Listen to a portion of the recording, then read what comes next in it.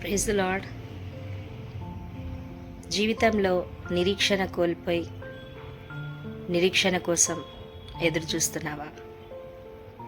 అంటే ఏదైతే మన బలమో, ఏదైతే మన ఆధారం అనుకున్నామో అది మనల్ని విడిచిపెట్టి వెళ్ళిపోయిన రోజు మనకింకా నిరీక్షణ ఉండదు, హోప్ ఉండదు. ఏం చేయాలో తెలీదు, ఎటు వెళ్ళాలో తెలీదు. కానీ మన దేవుడు, మనం ఆరాధించే దేవుడు మనతో అంటున్న మాట ఏంటంటే, నీకు నిరీక్షణ లేనప్పుడు, నీకు ఆధారం లేనప్పుడు నువ్వు ఆధారపడమే నా మీద నాకు ఇష్టం.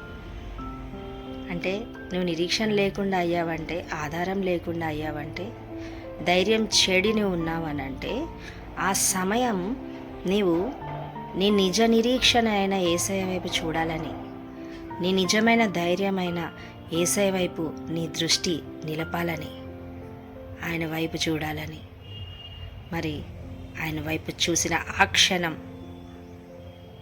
నీ పరిస్థితి పూర్తిగా ఆయన మార్చేస్తాడు. మిగతా అన్ని నిరీక్షణలు ఈ లోకంలో అవి మన నిరుత్సాహపరుస్తాయి, దే విల్ అప్సెట్ us.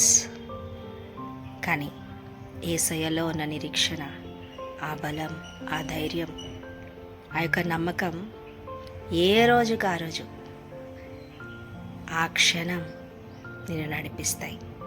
ఆ ధైర్యంతో మనం ముందుకు సాగడమే ఈ విశ్వాస జీవితం. Praise the lord.